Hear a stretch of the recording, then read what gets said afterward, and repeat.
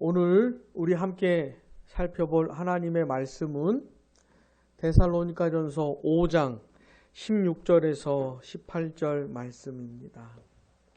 우리 천천히 함께 읽겠습니다. 항상 기뻐하라.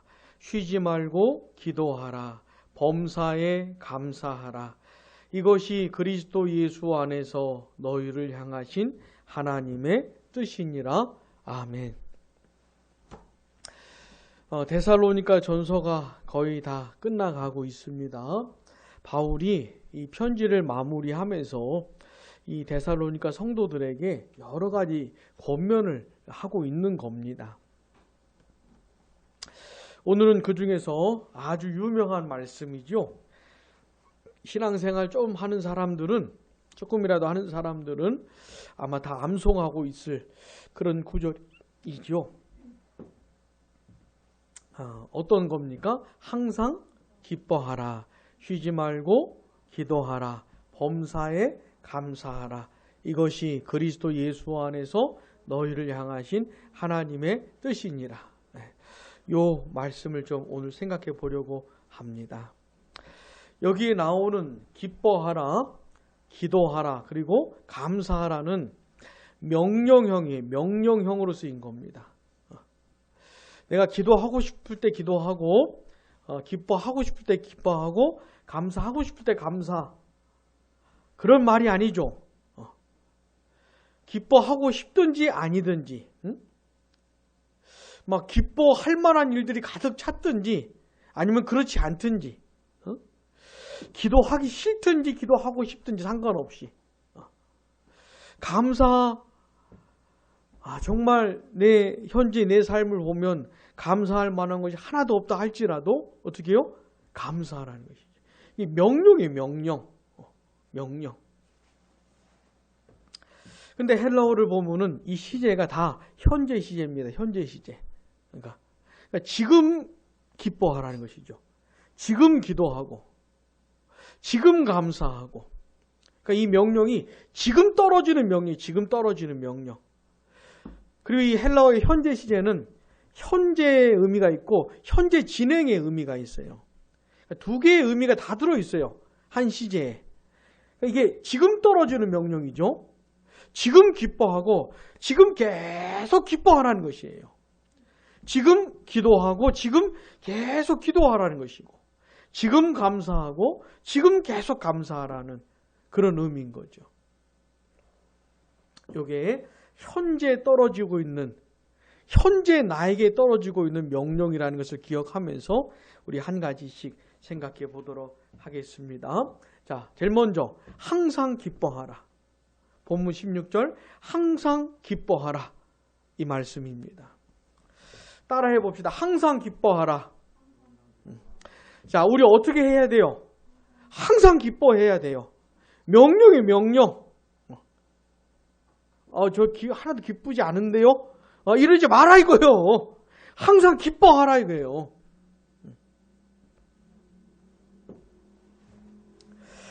근데 여기서 말하는 이 기쁨이라고 하는 것은 영적인 기쁨을 말하는 거예요. 주 안에서 기쁨을 말하는 것이에요.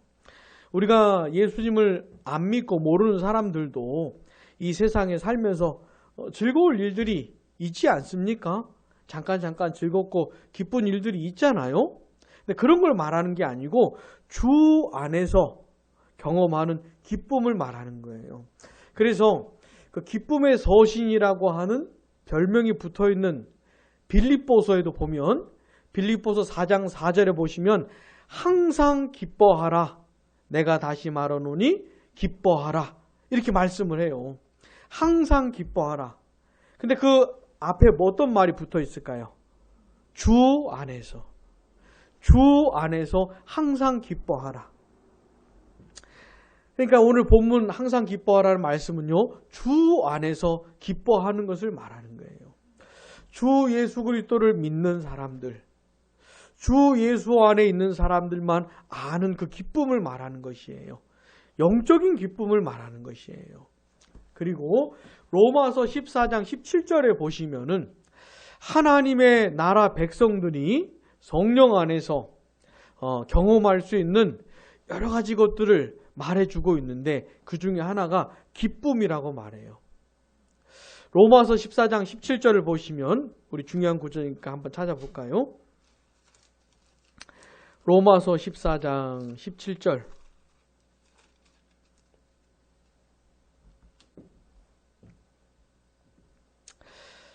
같이요. 시작. 하나님의 나라는 먹는 것과 마시는 것이 아니요 오직 성령 안에 있는 의와 평강과 희락이라. 희락이 뭐예요? 기쁨이에요. 기쁨. 그러니까 하나님의 나라는 성령 안에 있는 의와 평강과 기쁨, 희락이라고 말씀하고 있는 겁니다. 자, 누구든지 진실로 회개하고 주 예수 그리스도를 자기 구주로 모신 사람들은 하나님의 나라가 임한 사람들입니다. 하나님의 나라가 그에게 임한 것이에요. 그래서 이제 그가 하나님의 나라를 살게 되는 겁니다.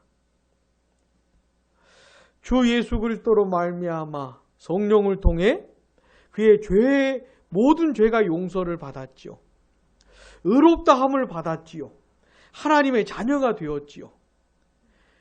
어떻게 이렇게 된 겁니까? 하나님의 나라가 임했기 때문에 그런 거예요. 하나님의 나라가 임한 사람이라고 하는 증거들인 거예요.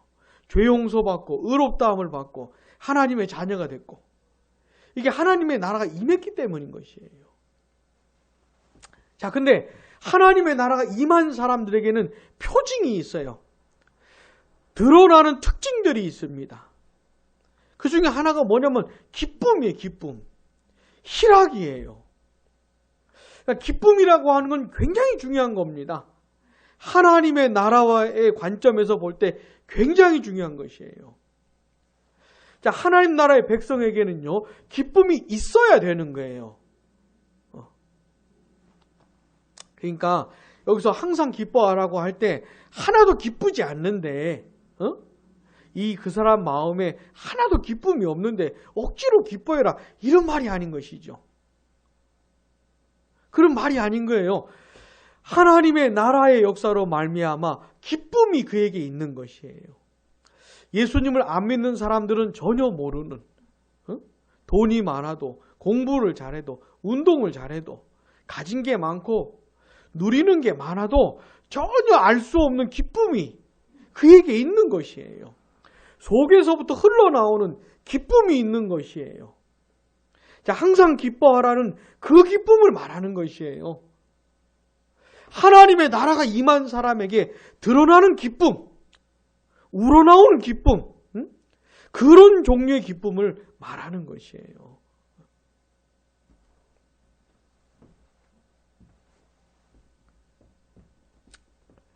우리 다시 한번 따라해 봅시다. 항상 기뻐하라.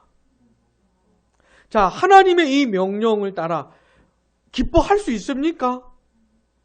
내 안에 기쁨이 있습니까? 기쁨? 예수 그리스도로 말미암는 기쁨이 있는지 지금 그것을 언급하고 있는 거예요. 자, 그런데 이 하나님 나라의 백성이 된 사람들도 생각해보면 기뻐하면 안 되는 때가 있어요. 오늘 명령은 항상 기뻐하라는 것인데 근데 생각해보면 기뻐하면 안 되는 때도 있어요. 언제일까요? 그가 하나님과의 관계가 멀어질 때, 하나님의 백성이 되기는 했으나 하나님의 백성답게 살지 못하고 있을 때, 깊은 죄에 빠져 있을 때, 하나님께 사로잡혀야 되는데 하나님보다도 다른 것들에게 마음이 더 빼앗겨 있을 때, 하나님께 집중하지 못하고 그의 마음이 다른 것들에게 빼앗겨 있을 때, 그의 마음이 냉랭해져 있을 때, 딱딱해져 있을 때, 하나님 앞에서 부드럽고 가난하고 겸비한 마음으로 있어야 되는데 강팍하고 완악한 마음을 갖고 있을 때, 자, 그때는 어떻게 돼요? 기뻐하면 안 되죠. 그때는 어떻게 됩니까? 애통해야죠. 애통해야죠. 아파하고 슬퍼하고 괴로워하고 한탄하고 통곡하고 그래야 하는 겁니다. 자, 하나님의 나라가 임한 사람들이 하나님 앞에서 그렇게 비참하게 살고 있을 때, 황폐하고 메마른 상태에 있을 때에는 애통해하면서 아파하면서 근심하면서 하나님 앞에서 회개하는 시간을 가져야 하는 것이죠. 자, 그런데 놀라운 건 뭡니까? 그렇게 아파하고 애통하고 근심하다가도 그렇게 하나님과의 관계가 다시 회복이 되면 용서받고 새로워지고 하나님과의 친밀함이 회복되면 또 다시 뭘 맛보게 될까요? 기쁨을 맛보게 되는 다시. 놀라운 것이죠. 기쁨을 맛보게 되는 거예요. 기쁨을. 그의 내면에 있는 그 기쁨이 그가 하나님과의 관계가 회복됐다는 것을 말해주는 증거가 되는 것이에요. 하나님으로 말미암는 기쁨이 있는 기쁨. 또 하나님의 백성들이 이 세상을 살아가면서 여러 가지로 기쁨을 잃어버릴 만한 그런 일들을 많이 겪지요. 일단 내 몸이 아프고 병들고 또 내 인생에 무슨 안 좋은 일이 벌어지고 공부가 잘 안 되고 직장 일이 잘 안 되고 사업이 잘 안 되고 가정에서 직장에서 학교에서 사람들과의 관계가 힘들고 그러면 그런 어려운 일들이 많잖아요. 마음이 상하는 일들이 많이 있지 않습니까? 가난하고 내 인생이 잘 안 풀리고 이렇게 마음이 괴로운 일들이 많은데 그럴 때는 어떻게 항상 기뻐할 수 있을까요? 그런 상황에서 기뻐할 수 있을까요?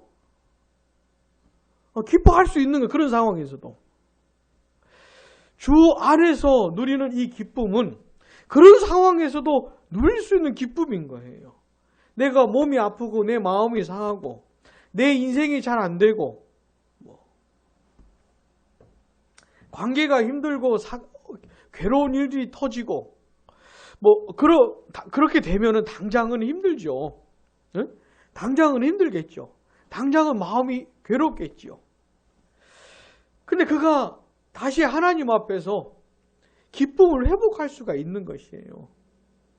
그건 나중에 17절하고 연결이 되는데 아무튼 우리가 기억해야 될 게 뭡니까? 항상 기뻐할 수 있어요. 그때 마음이 상하고 기쁨을 상실할 수도 있겠지만 이게 신기하게 주 안에서 다시 회복이 되고 다시 회복이 되는 거예요. 그래 고난 중에도 즐거워할 수가 있는 거예요. 상황은 되게 힘든데 상황은 되게 괴로운 상황인데 기뻐할 수가 있는 거예요. 특별히 그리스도인들에게는 신앙 때문에 고난을 당할 때가 있지요. 그가 믿는 그리스도 예수 때문에 고통을 당하는 때가 있지요. 자, 이런 때는 어떻게 됩니까? 이런 때 정말 기뻐하라고 우리 주님 말씀하셨어요. 마태복음 5장 11절에서 12절 보시면은 나로 말미암아 너희를 욕하고 박해하고 거짓으로 너희를 거슬러 모든 악한 말을 할 때에는 너희에게 복이 있나니 따라해 봅시다. 기뻐하고 즐거워하라. 기뻐하고 즐거워하라. 예수 그리스도로 인해서 우리가 고통을 당하고 고난을 당하고 핍박을 당하고 박해를 당하는 내가 해를 당하는 그런 상황이 벌어진다면 그때는 어떻게 해요? 기뻐하고 즐거워하라는 거예요. 그때는 정말 기뻐해야 될 때라는 거예요. 왜냐하면 하늘에서 너희의 상이 큼이라 너희 전에 있던 선지자들도 이같이 박해하였느니라. 우리만이 아니고 우리의 믿음의 선배들 그 선지자들도 이런 박해를 받았다는 것이에요. 이게 뭐 오늘만의 일이 아니라는 것이죠. 전에도 그랬다는 겁니다. 기뻐하고 즐거워하라는 것이에요. 우리 예수님께서 이렇게 말씀하셨을 뿐만 아니라 사도 베드로도 이런 말씀을 합니다. 우리 찾아봅시다. 베드로전서 1장.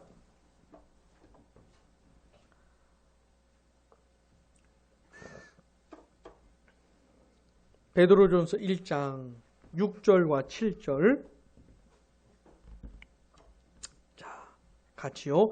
그러므로 너희가 이제 여러 가지 시험으로 말미암아 잠깐 근심하게 되지 않을 수 없으나 오히려 크게 기뻐하는도다. 아멘.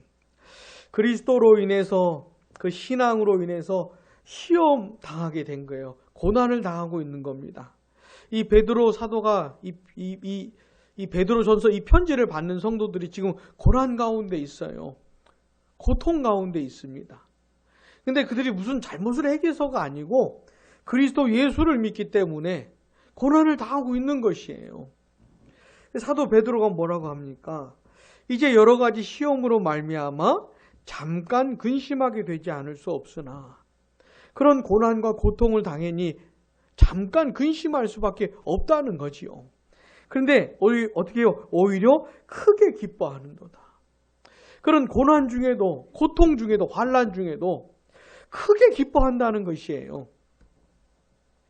어떻게 그런 일이 가능하냐? 7절 같이요. 너희 믿음의 확실함은 불로 연단하여도 없어질 금보다 더 귀하여 예수 그리스도께서 나타나실 때에 칭찬과 영광과 존귀를 얻게 할 것이니라. 아멘. 그게 그들을 연단한다는 겁니다. 그리스도로 말미암는 그 고난과 환난이 그들의 믿음을 연단한다는 것이에요. 그래서 그들의 믿음을 확실하게 만들어준다는 거예요. 정금 같은 신앙으로 그들을 만들어준다는 것이에요. 그 불같은 시험이니 얼마나 힘들겠어요. 얼마나 고통스럽겠어요. 근데 그 불같은 시험으로 인해 그들의 믿음이 단련된다는 것이죠. 정금 같은 신앙으로 변한다는 거예요. 그것만으로도 너무너무 큰 기뻐할 일이라는 겁니다. 이 편지를 받았던 성도들이 아마도 이 고난과 환난이 아니었다면 그 정도로 단련되지는 않았을 거예요. 그만큼 그렇게 정금같이 연단되지는 않았을 거예요. 근데 그 불같은 시험 때문에, 그런 시험을 당하다 보니 이들이 얼마나 기도했겠어요. 얼마나 주님을 찾았겠어요. 얼마나 도움을 구했겠어요. 그러다 보니 그들의 믿음이 성장하는 거예요. 그들의 믿음이 단련되는 것이죠. 이것만으로도 너무너무 큰 기뻐할 만한 일이 되는 거예요. 그런데 그들이 그리스도께서 다시 오실 때에 칭찬과 영광과 존귀를 얻게 되는, 주님으로부터 칭찬과 존귀와 영광을 얻게 되는 이런 일들이 있으니 우리 주님 다시 오실 것을 바라보면서 얼마나 기뻐하겠어요. 얼마나.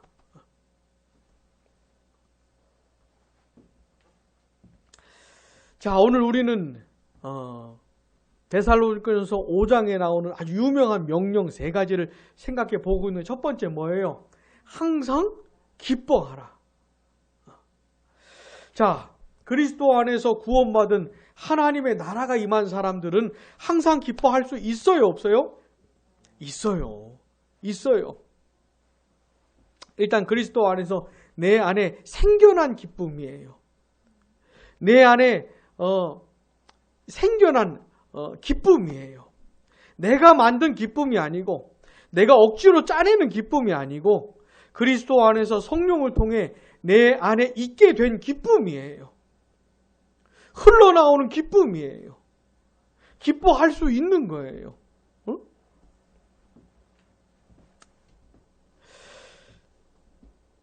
내가 인생을 살면서 여러 가지 어려운 일들 당할 때에도 어떻게 해요? 잠깐 근심할 수밖에 없겠지만 우리가 연약해서 다시 회복할 수 있는 기쁨이에요. 또 그리스도로 말미암아 고난을 당하고 환난을 당할 때 잠깐 근심하지 않을 수 없겠지만은 어떻게 해요? 또 회복되는 기쁨이에요. 그래서 항상 기뻐하라는 이 명령은 현재 시제로 내가 이 따를 수 있는 명령인 거예요. 아주 불가능한 게 아닌 것이죠. 응? 자, 그런데 그렇게 항상 기뻐할 수 있는 비결이 있어요. 그게 뭐냐면 본문 17절. 뭡니까? 쉬지 말고 기도하라. 이미. 쉬지 말고 기도하라. 쉬지 않고 계속해서 기도하는 것이 그러니까 17절이 16절의 비결이 되는 거예요. 내가 쉬지 않고 기도만 할 수 있다면 항상 기뻐할 수 있어요. 쉬지 않고 기도만 할 수 있다면 항상 기뻐할 수 있는 거예요.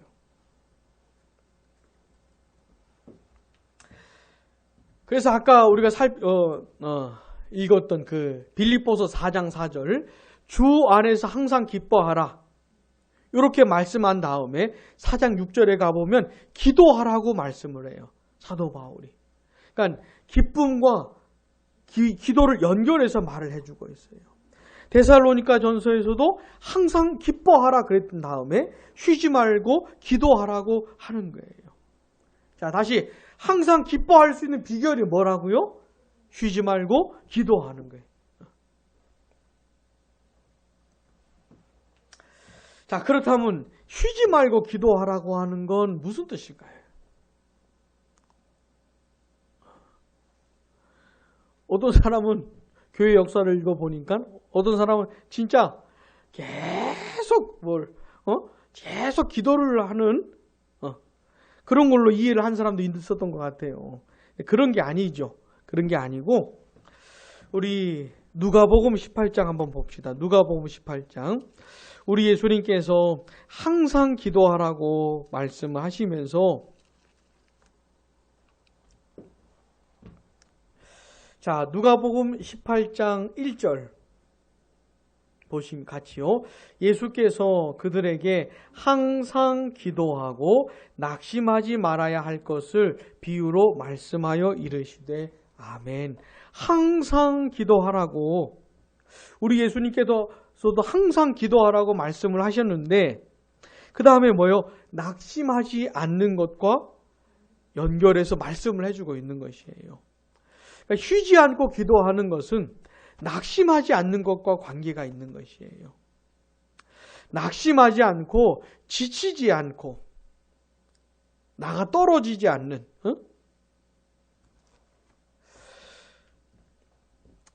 기도하는 일에 낙심하지 않고 지치지 않고 계속해서 기도할 수 있는 것을 말하는 것이죠. 우리 그럴 때 있잖아요. 낙심하게 되면은 기도가 잘 안 되잖아요. 낙심이라고 하는 건 하나님 앞에서 좀 실망을 하거나 아니면 하나님을 바라보는 일에 있어서 지치거나 그래서 결국 낙심하게 되는 거 아닙니까? 낙심하게 되면 기도하는 것을 쉬게 되잖아요. 멈추게 되잖아요.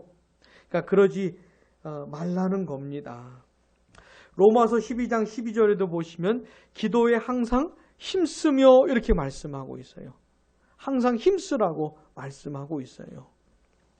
자, 그러니까 쉬지 않고 기도하는 건 뭐냐면 내가 기도하는 일에 나를 방해하는 일을 당할 때 그런 때들이 있잖아요. 내 마음이 상하는 일들을 겪고 내가 하나님께 나아가는 일에 방해되는 일들을 겪을 때에도 낙심하지 말고 오히려 더 깨어서 더 부지런히 더 열심히 하나님께 기도하라고 하는 겁니다.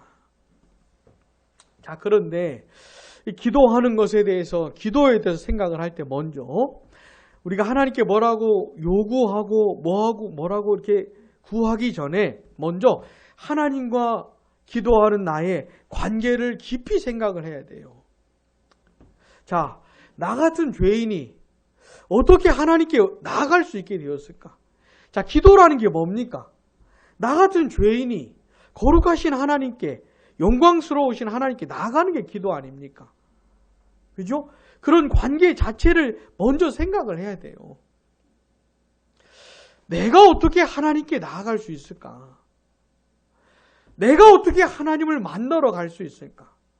어떻게 거룩하신 하나님이 나 같은 죄인을 만나 주실 수 있을까? 나라고 하는 존재를 어떻게 하나님이 받아주실 수 있을까? 기도가 뭡니까? 하나님이 나를 만나 주시는 거잖아요. 내가 하나님을 만나는 거잖아요. 아니 어떻게 나 같은 사람이 하나님을 만나는 일이 이게 어떻게 가능한 것일까? 어떻게 하나님이 나 같은 존재를 용납해 주시고 내 마음을 헤아려 주시고 내 말에 귀를 기울여 주시고 아니 이게 어떻게 가능해진 것인지를 먼저 생각을 해야 돼요. 깊이 생각을 해야 돼요. 자, 이게 어떻게 가능해진 겁니까? 주 안에서 가능해진 것이죠.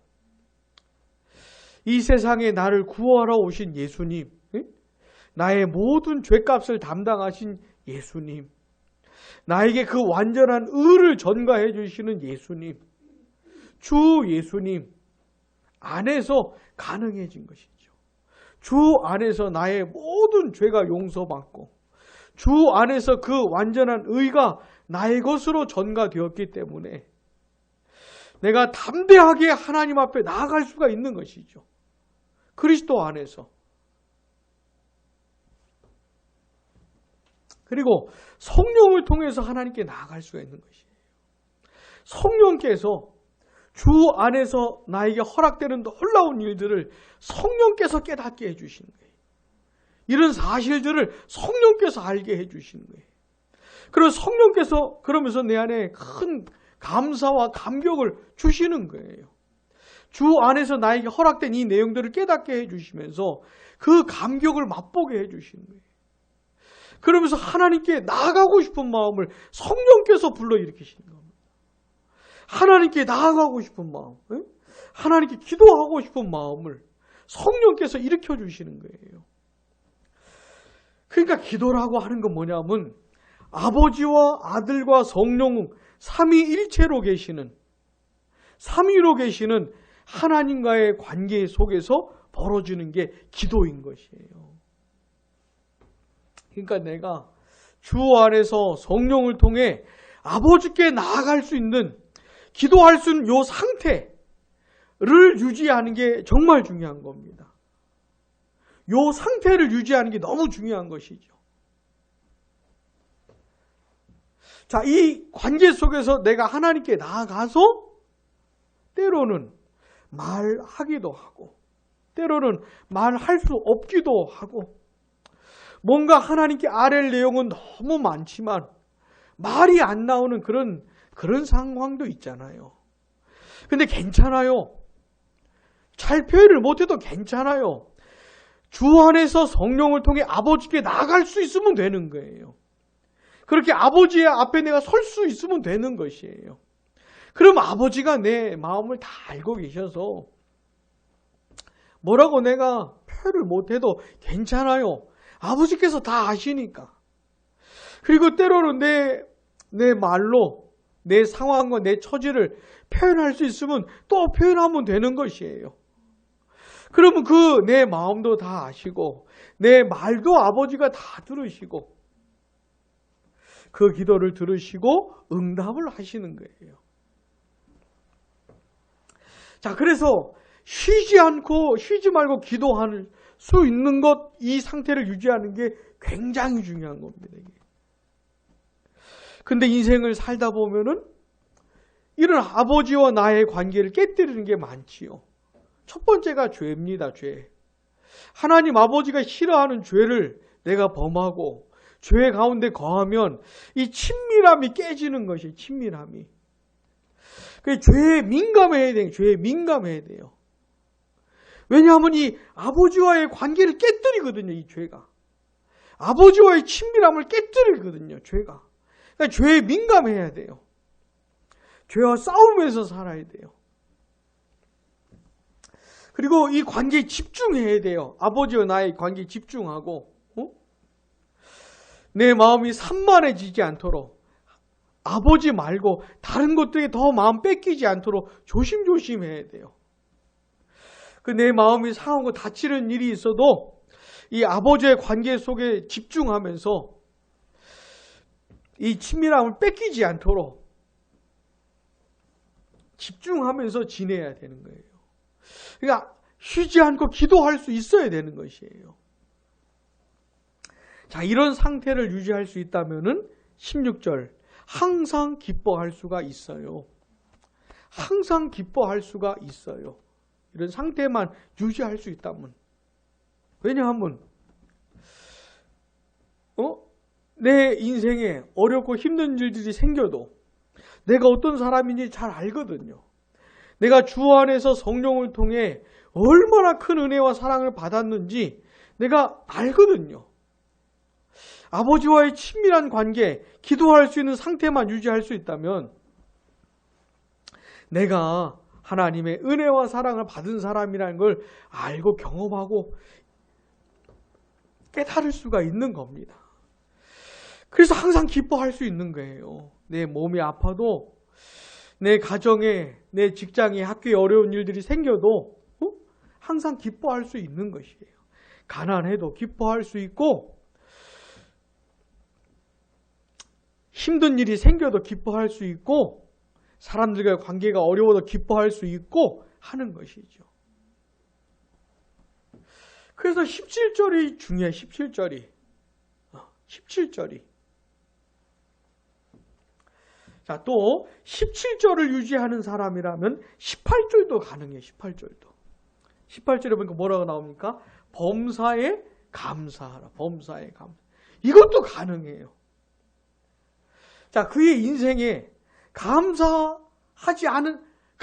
수 없을 것 같은 일들이 왜 안 생기겠습니까?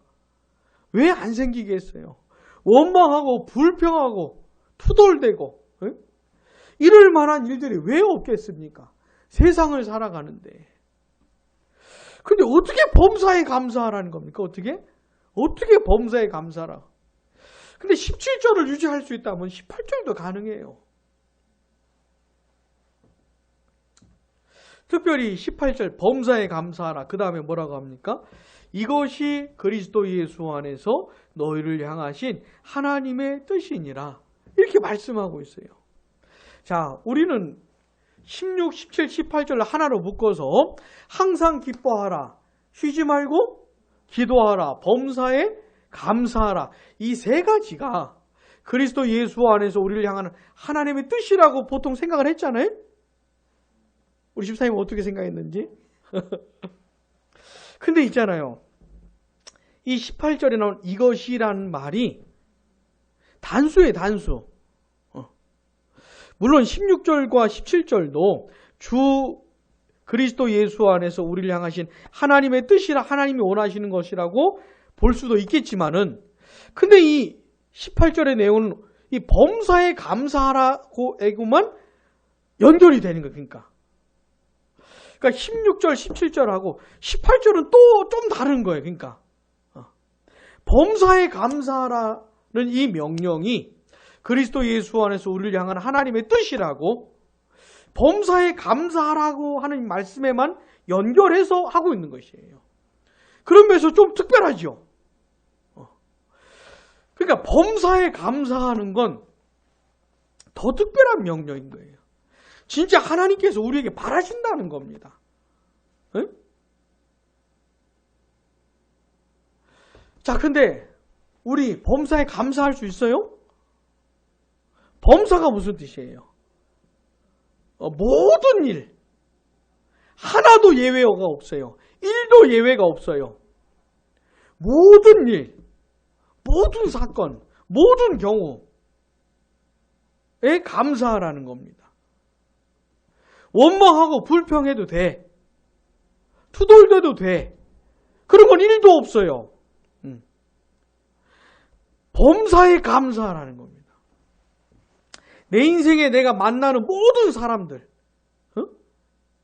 내가 겪었던 모든 일들, 지금 당하고 있는 모든 일들, 어떻게 해요? 감사하라는 거예요. 자, 이게 가능할까요? 가능합니다. 이게 가능해요. 어떻게 가는 겁니까? 18절 보니까 그리스도 예수 안에서. 일단 내 존재 자체가 구원을 받았잖아요. 그리스도 예수 안에서. 예수를 믿는 사람이 그의 모든 죄를 용서받았잖아요. 그리스도의 완전한 의를 전가받았잖아요. 하나님의 영원한 자녀가 되었잖아요. 그리스도 예수 안에서 끊어질 수 없는 그 하나님의 사랑이 나를 향하고 있잖아요. 자, 내 존재 자체만으로 범사에 감사할 수 있는 거예요. 내가 그리스도 안에서 성령을 통해 구원받았다고 하는 이 사실만, 이것만이라도 제대로 이해하고 있으면 내가 뭐가 어떻든지 간에 감사할 수 있는 것이에요. 내 존재를 이해할 수만 있다면은, 나에게 베풀어 주신 하나님의 은혜와 사랑을 제대로 이해할 수만 있다면 범사에 감사할 수 있는 거예요. 자, 그리스도 예수 안에서 이제 하나님 나의 아버지가 되어 주셨어요. 하나님 아버지의 전권을 따라, 주권을 따라 나와 함께 계셔요. 나를 붙들고 계셔요. 나를 놓치는 일이 한 번도 없어요. 날 버리지 않으세요. 심지어 하나님 아버지께서 날 혼내실 때도 사랑으로 혼내세요. 미워하는 적이 한 번도 없어요. 그러니까 하나님 아버지가 나를 미워하는 적이 한 번도 없어요. 나에게 매를 드실 때에도 사랑으로 드시는 거예요. 내 전 인생이 아버지의 인도하심 속에 있어요. 전 인생이. 내 가정, 내 직장, 내 학교, 나의 인생 다 아버지께서 인도하고 계신 거예요. 지금 괴롭고 지금 아프고 슬픈 일들도 아버지의 인도하심 속에 있는 것이에요. 모든 것을 합력하여 선을 이루어 가시는 아버지의 인도하심 따라 가고 있는 것이에요. 그러니 범사에 감사할 수 있지요. 이게 가능한 것이에요. 내 상황에 따라 기뻐하고 감사하는 게 아니고 주 예수 그리스도 안에서 감사하고 기뻐할 수 있는 것이에요. 자, 항상 기뻐하고 쉬지 말고 기도하고 범사에 감사해라. 이거 가능해요? 불가능해요? 가능한 것이에요. 신앙이 좋다는 건 뭡니까? 예수 안에서 가능한 이 현실을 누리면서 사는 게 신앙이 좋은 것이죠. 아니, 슬픈 일 당할 때 슬퍼하고 괴로운 일 당할 때 괴로워하고 마음 아픈 일 당할 때 마음 아파하는 건 누구나 다 그러는 것이죠. 에? 누구나 다 그러는 거 아닙니까? 근데 그리스도 안에 있는 사람들은, 이 세상 사람들은 알 수 없는 기쁨과 감사가 있는 것이에요. 기쁨과 감사가 있는 것이에요. 사랑하는 여러분, 오늘 우리는요, 너무 유명한 말씀, 그러나 잘 실천되지 않는, 실현되기 어렵다고 생각하는 사람들이 보통 말로만 생각을 해. 이거를 항상 기뻐하고 쉬지 말고 기도하고 범사에 감사하는 건, 하라는 건 그냥 좋은 말로만 알고 있다니까요. 나하고는 동떨어진, 나하고는 별로 상관이 없는 좋은 말로만, 말씀으로만 기억하는데 그렇지 않습니다. 그리스도 안에서 나의 현실이 될 수가 있어요. 이게. 자, 제일 중요한 게 뭡니까? 15절, 16, 17, 18절 중에 제일 중요한 구절이 뭘까요? 17절이라, 17절. 17절을 내가 유지할 수 있어야 돼. 17절을. 17절이 안 되면 16절과 18절은 절대로 안 돼요. 17절이 안 되면 16절과 18절은 절대로 안 돼요. 이건 여전히 좋은 말로만 끝나는 것이, 나하고는 아무 상관없는. 그럼 내가 17절을 살아낼 수 있을 때 16절과 18절이 나의 현실이 돼요. 나의 현실이. 세상 사람들은 도무지 이해가 안 되는 그런 세계를 내가 누리는 현실이 되어 17절이 가능해지면. 그래서 있잖아요. 무엇보다도 아버지와 아들과 성령으로 계시는 이 하나님, 참되시고 영원하신 하나님과의 관계를 놓치면 안 됩니다. 그리스도 안에서 회복된 사람도 놓칠 수가 있어요. 놓칠 수가 있어요. 그리스도 안에서 성령을 통해 내가 얼마나 큰 은혜와 사랑을 받았는지 이거 놓쳐버릴 수가 있어요. 이게 아주 심각해지는 겁니다. 그러면 16절과 18절은 아주 나하고 상관이 없는 것이 됩니다. 절대로 놓치면 안 됩니다. 이거 꼭 갖고 있어야 돼요. 긴장을 하고 뺏기지 말아야 돼요. 그 무엇에도 뺏기지 말아야 돼요. 자, 그리스도 예수 안에서 나에게 어떤 일이 벌어졌는지 기억해야 됩니다. 날 구원하기 위해서 이 세상에 오신 예수님 안에서 그 예수님 나를 위해 무엇을 하셨는지, 또 성령께서 나에게 행하시는 일들이 뭔지, 이거 아주 생생하게 기억을 해야 돼요. 자, 예수 안에서 성령을 통해 아버지께 나아가는 게 기도입니다. 이 관계를 먼저 깊이 생각을 해야 돼요.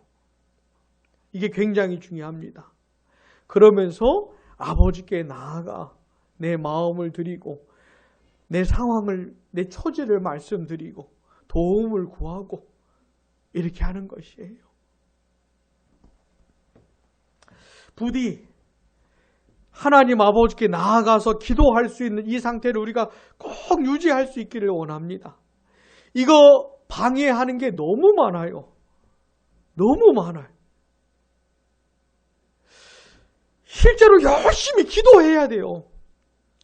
실제로 열심히 기도해야 돼요. 하나님 앞에 자꾸 서야 돼요. 그냥 늘 그냥 기도했었으니까 그냥 그렇게 하는 그런 기도 말고 살아있는 기도, 하나님 아버지께 내가 그리스도 안에 성령을 통해 나아가서 아버지께 나아가서 하나님 아버지를 만나는 기도 있잖아요. 하나님 아버지가 나를 만나주시는 기도. 그런 기도를 말하는 것이에요. 의례 습관처럼 내가 늘 하던 그런 거 말고 그런 시간들이 그 영혼을 망가뜨려요. 기도한다고 하면서 하나님을 만나는 은혜도 없이, 하나님이 나를 만나주시는 그런 은혜도 없이, 그런 감격도 없이 아주 메마르게 그냥 그렇게 하는 것 자체가 내 영혼을 상하게 하는 것이에요. 그러니까 하나님 앞에 내가 이런 기도를 하고 있는지를 곰곰이 생각을 해봐야 돼. 기도부터 회복이 돼야 돼. 그러니까 기도가 회복이 돼야 돼요. 하나님과의 관계가 회복이 돼야 돼. 실제로 그렇게 아버지께 나아가서 하나님 아버지가 나를 만나주시는 시간을 누려야 돼. 그러면서 내가 그렇게 열심히 힘써서 하나님께 기도하는 것을, 그러면서 하나님이 날 만나주시고 날 위로해 주시고 날 격려해 주시고 날 붙들어 주시는 그런 아버지와의 그 만남을 방해하는 많은 요소들이 있다는 걸 생각을 해야 되는 겁니다. 나의 게으름, 나의 나태함, 이게 나를 망치는 것이에요. 아버지께 자꾸 나아가야 되거든요. 안 나아가면 어떻게 되겠습니까?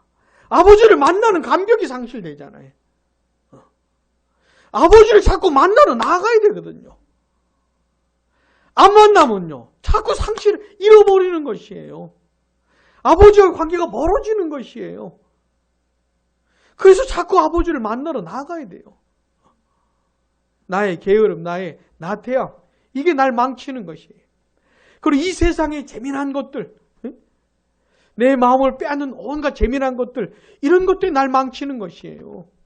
내가 절제하지를 못하면은, 내가 아버지께 기도하러 나아가는 것을 방해할 정도로 날 유혹하고 있다면은, 내가 절제하지 못하고 있다면 정리를 해야죠. 뭐가 됐든지 간에 아버지와 나의 관계를 방해하는 것들이 있다는 걸 꼭 생각을 해야 됩니다. 그러면서 그 관계를 놓치지 말아야 돼요. 이게 제일 중요한 것이에요. 부디 우리가 17절을 힘써서 할 수 있기를 원합니다. 쉬지 말고 기도하라는 이 명령을 정말 힘써서 이 명령을 따르기를 원해요. 이게 아주 중요해요. 이게 아주 결정적이에요. 이게 안 되면 다 망가진 거예요. 다 망가지는 거예요. 신앙생활, 교회생활 다 메말라가는 거예요. 다 황폐해지는 것이에요. 이게 안 되면은.